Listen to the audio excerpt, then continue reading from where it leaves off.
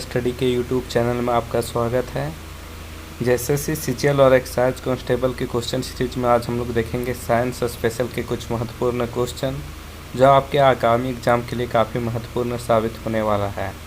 तो दोस्तों, अगर आप इस चैनल को सब्सक्राइब नहीं किए हैं तो सब्सक्राइब कर लें और बेल आइकन को दबा लें ताकि जितने भी नए वीडियो आए आपको सबसे पहले इसकी जानकारी मिल जाए। तो आइए देखते हैं पहला प्रश्न है द्विपरमाणु तत्व नहीं है। तो यहाँ पर जो चार ऑप्शन दिए गए हैं उसमें आप देखें तो हाइड्रोजन जो है वो H2 के रूप में होता है, नाइट्रोजन भी N2 के रूप में होता है और क्लोरीन भी Cl2 के रूप में होता है। लेकिन जो हीलियम होता है वो He2 के रूप में नहीं बल्कि सिर्फ He के रूप में होता है। तो यहाँ पर ऑप्शन जो बी है वो परमाणु तत्व नहीं है, तो ऑप्शन बी इसका सही आंसर हो जाएगा। अगला प्रश्न है गलत है। Calcium oxide CaO, calcium hydroxide CaOH का whole 2, sodium carbonate Na2CO3, ammonium sulphate NH4SO4।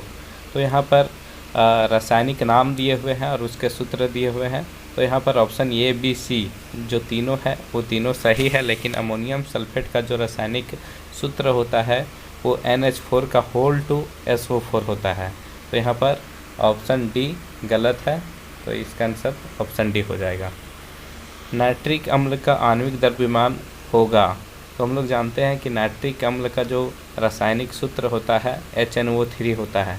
तो यहाँ पर हम देखेंगे हाइड्रोजन का परमाणु द्रव्यमान जो होता है 1 होता है, नाइट्रोजन का 14 होता है और एक ऑक्सीजन का 16 और यहाँ पर 3 ऑक्सीजन है तो 16 × 3 यहाँ पर 48 हो जाएगा। इस तरह से 1 + 14 + 48 इसको हम जोड़ेंगे तो 63 आ जाएगा। तो नाइट्रोजन अम्ल का आणविक द्रव्यमान जो होगा 63 होगा। अगला प्रश्न है इलेक्ट्रॉन की चौथा नंबर प्रश्न है केनाल रे की खोज किसने की थी। तो केनाल रे की जो खोज है गोल्डस्टीन के द्वारा किया गया था, तो यहाँ ऑप्शन बी सही हो जाएगा। अगला प्रश्न है इलेक्ट्रॉन की खोज के कारण जे टॉमसन को भौतिकी का नोबेल पुरस्कार कब दिया गया था।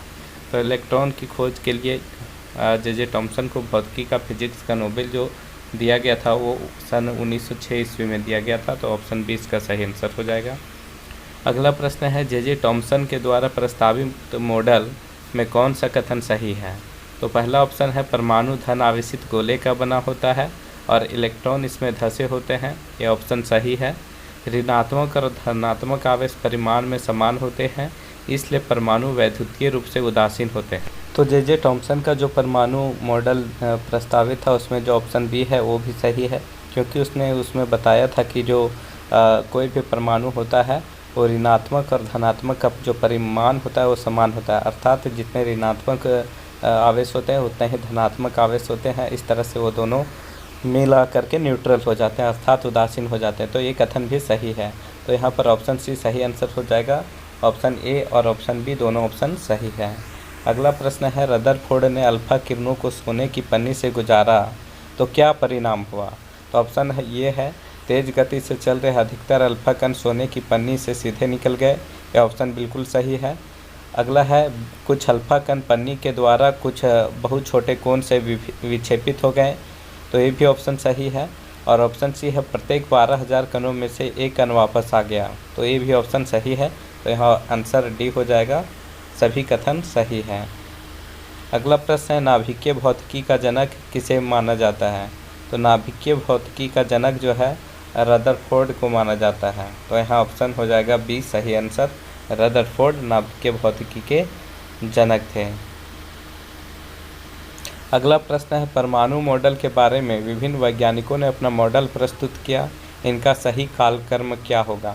तो आपको यहाँ पर क्वेश्चन में दिया है कि जो विभिन्न मॉडल जो प्रस्तुत किए गए थे वो सबसे पहले कौन किया था, उसके बाद कौन किया था, है ना, ये बताना है।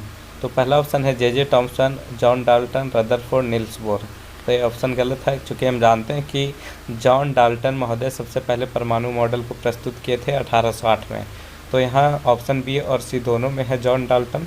तो जॉन डाल्टन के बाद जे टॉमसन ने परमाणु मॉडल को दिया था, उसके बाद रदरफोर्ड ने, उसके बाद नील्स बोर ने। तो यहाँ ऑप्शन सी इसका सही आंसर हो जाएगा।